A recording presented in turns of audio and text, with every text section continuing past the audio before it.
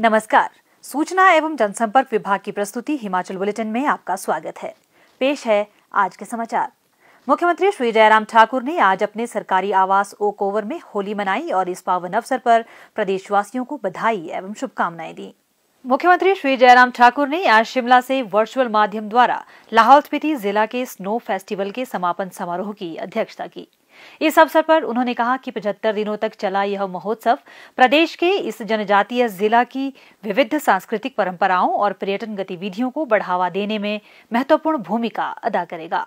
श्री जयराम ठाकुर ने कहा कि अटल टनल ने विकास के नए रास्ते खोले हैं और क्षेत्र में वर्ष भर के लिए संपर्क सुविधा प्रदान की है। एक बात को लेकर के मैं जरूर कहना चाहूंगा कि हिमाचल प्रदेश एक इंटरनेशनल टूरिस्ट डेस्टिनेशन है, जहां देश का टूरिस्ट तो आता ही है, लेकिन दुनिया भर का टूरिस्ट आता है। लाहौल एक घाटी ऐसी घाटी थी जिस घाटी में टूरिज्म की बहुत सारी संभावनाएं हैं, लेकिन उन संभावनाओं के होने के बावजूद भी हम आगे इसलिए नहीं बढ़ पाते थे क्योंकि वहां सर्दी के मौसम में जाना आना बहुत कठिन होता था। पूरी वैली कट जाती थी दुनिया के शेष हिस्से से, देश के सभी हिस्सों से, और ऐसी सूरत में बहुत कठिन हो जाता था। लाहौल स्पीति में सिर्फ कुछ महीनों का ही आना जाना लोगों का रहता था, और जो टूरिस्ट भी आते थे वो भी कुछ महीने में ही आ जा सकते थे, ज्यादा उनका आना जाना संभव नहीं हो पाता था। मैं आदरणीय प्रधानमंत्री पूर्व में रहे श्री अटल बिहारी वाजपेयी जी का हृदय से आभार व्यक्त करता हूं। लाहौल घाटी के लिए यह टनल का स्वप्न साकार करना ये बहुत कठिन और मुश्किल काम था, लेकिन बहुत मजबूत इरादे के साथ उस वक्त अटल जी ने इसकी शुरुआत की, और आज हमें इस बात की प्रसन्नता है कि यह टनल बन करके तैयार हुई, और टनल बनने के बाद ये दुनिया के साथ आप लोगों का सीधा आने जाने का रास्ता खोल गई। आदरणीय प्रधानमंत्री नरेंद्र भाई मोदी जी का भी मैं आभार व्यक्त करता हूं। उन्होंने समय निकाल करके दिल्ली से नहीं, हिमाचल में आकर के और आप सबके बीच में आकर के इस टनल को आप लोगों के लिए समर्पित किया।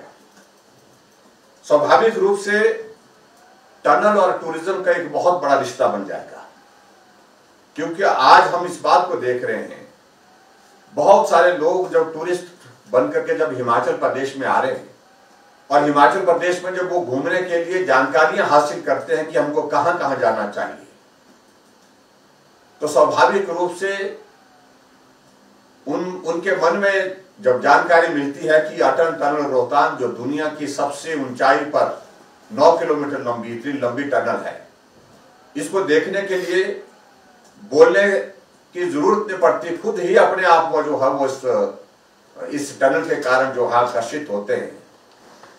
और बर्फ के मौसम में भी हमने देखा कि 5-5 हजार गाड़ियां जो है वो वैली में एंटर कर रही हैं रोहतांग टनल से होकर के। और ऐसी परिस्थिति में इस बात को हमको मान करके चलना पड़ेगा कि अब आने वाले समय में जब हमारा समर सीजन होगा, टूरिज्म का टूरिस्ट सीजन आएगा, तो ये आना जाना टूरिस्ट का जो है बहुत बड़ी संख्या में बढ़ेगा। उसके लिए हमको तैयारी करने की भी आवश्यकता है, और उसके लिए तैयारी करने के साथ साथ में हम सिर्फ उनको लाहौल तक ले आए और लाहौल का वो सौंदर्य, वहां का जो प्रकृति का जो है उसको ही देख करके वापिस आए, ये पर्याप्त नहीं है। हमको लाहौल घाटी के अंदर इस प्रकार के अट्रैक्शंस तैयार करनी पड़ेंगी, आकर्षण तैयार करने पड़ेंगे टूरिस्ट के लिए, ताकि वो टूरिस्ट आए, आने के बाद वहां पर रुके और रुक करके वहां पर उन चीजों को सीखे, उन चीजों को समझे, उन चीजों को देखे और उसका आनंद ले। इसलिए इस मेले के माध्यम से, खासतौर से ये स्नो फेस्टिवल जो हमारा अभी किया गया, उस दिशा में मैं समझता हूं ये बहुत ही सार्थक एक प्रयत्न है, एक प्रयास है, जहां आपने अपनी संस्कृति को भी संजोने का काम किया। बहुत सारी चीजें जो कई वर्षों से जो है वो लुप्त हो पड़ी थी, कई दशकों से, उसको भी एक मंच पर ला करके आपने उसको जीवित करने का प्रयत्न किया है। और उसके साथ साथ में जो लाहौल स्पीति के अंदर जो लोकल जो जो आपकी जो चीजें जो बना करके आप तैयार करते हैं, वो भी मुझे लगता है कि एक बहुत बड़ा आकर्षण बनेगा हमारे टूरिस्ट के लिए, जब वो आकर के उन चीजों को देखेंगे और देखने के साथ साथ वो उन चीजों को खरीदेंगे। आय का भी एक बहुत बड़ा, रोजगार का भी एक बहुत बड़ा वो साधन बनेगा। मुख्यमंत्री ने कहा कि स्नो फेस्टिवल में विविधता लाने के प्रयास किए जाने चाहिए ताकि इसके माध्यम से विश्व को कुछ विशेष और नया प्रदर्शित किया जा सके। उन्होंने कहा कि राज्य सरकार लाहौल स्पीति जिला में पर्यटन के प्रभावी विपणन के लिए केंद्रीय पर्यटन मंत्री के समक्ष एक ठोस प्रस्ताव प्रस्तुत करेगी और इस आयोजन की GI टैगिंग सुनिश्चित करने के लिए भी प्रयास किए जाएंगे। श्री जयराम ठाकुर ने कहा कि घाटी में सीबकथॉर्न की खेती को बढ़ावा देने के लिए भी कदम उठाए जाएंगे।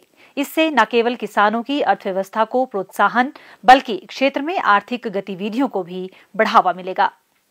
मुख्यमंत्री श्री जयराम ठाकुर ने तीसा के सुईला गांव में एक घर में आग लगने के कारण परिवार के 4 सदस्यों के असामयिक निधन पर गहरा शोक व्यक्त किया है।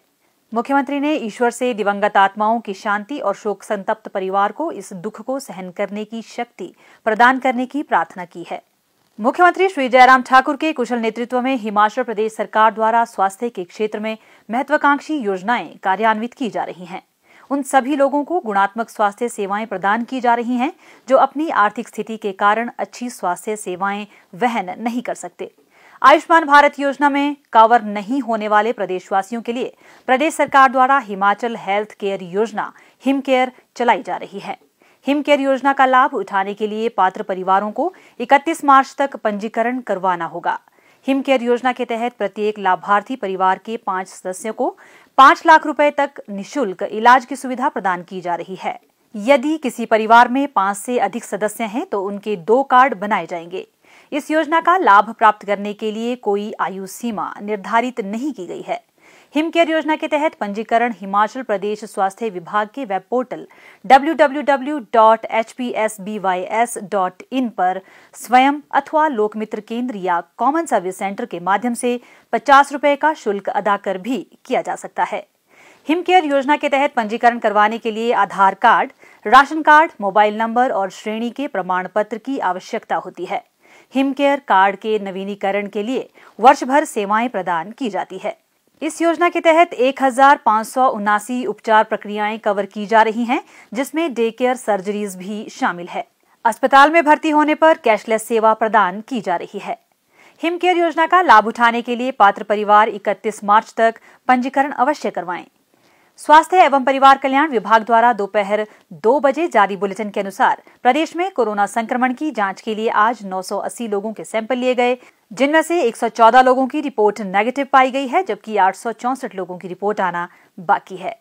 अभी तक 12,46,141 लोगों की जांच की जा चुकी है, जिनमें से 11,82,216 सैंपल की जांच नेगेटिव पाई गई है। प्रदेश में कुल 62,771 लोगों में कोरोना वायरस के संक्रमण की पुष्टि हुई है, जिनमें से 59,293 लोग इस बीमारी से ठीक हो चुके हैं और 2,435 व्यक्ति उपचाराधीन है।